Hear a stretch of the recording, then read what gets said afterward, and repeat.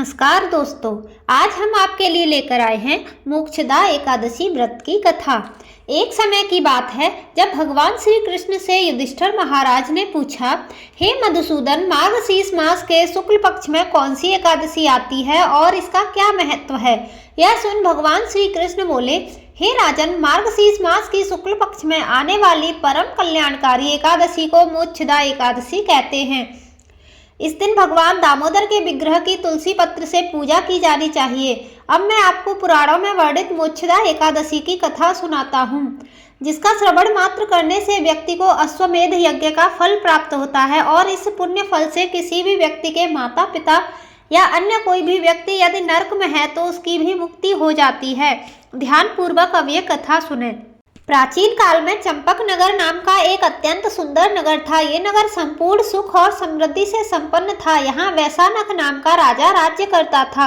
उसके राज्य में चारों वेदों के ज्ञाता ब्राह्मण रहते थे।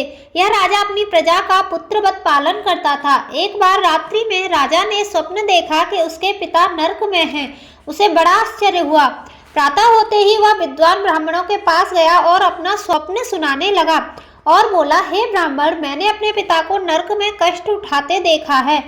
उन्होंने मुझसे कहा, हे पुत्र, मैं नरक में पड़ा हूँ, यहाँ से तुम मुझे मुक्त कराओ।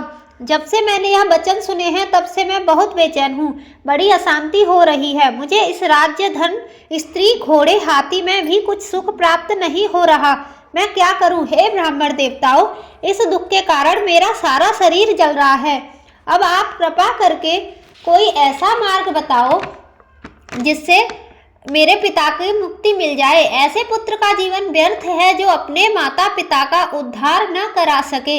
एक उत्तम पुत्र जो अपने माता पिता तथा अपने पूर्वजों का उद्धार करता है वो 1000 मूर्ख पुत्रों से अच्छा है। जैसे एक चंद्रमा सारे जगत में प्रकाश कर देता है परंतु हजारों तारे नहीं कर सकते। राजा की यह बात सुनकर ब्राह्मण बोले, हे राजन, यहाँ पास ही भूत, भविष्य और वर्तमान के ज्ञाता पर्वत ऋषि का आश्रम है। आपकी समस्या का वो समाधान जरूर करेंगे। यह सुनकर राजा मुनि के आश्रम पर गए। आश्रम में अनेक शांत चित्त योगी और मुनि तपस्या कर रहे थे। उसी जगह पर्वत मुनि बैठे थे। राजा ने मुनि को प्रणाम किया। पर्वत मुनि ने राजा से कुशल क्षेम का समाचार लिया। राजा ने कहा, महाराज, आपकी कृपा से मेरे राज्य में सब कुशल मंगल है, लेकिन अकस्मात मेरा चित्त अत्यंत अशांत होने लगा है। ऐसा सुनकर पर्वत मुनि ने आंखें बंद की और भूतकाल का विचरण करने लगे। फिर वह बोले, राजन, मैंने योग के बल से तुम्हारे पिता के कुकर्मों को जान लिया है। उन्होंने अपने पूर्व जन्म में कामातुर होकर अपनी पत्नी को ऋतुदान नहीं दिया। उसी पाप कर्म के कारण तुम्हारे पिता नरक में पड़े हैं।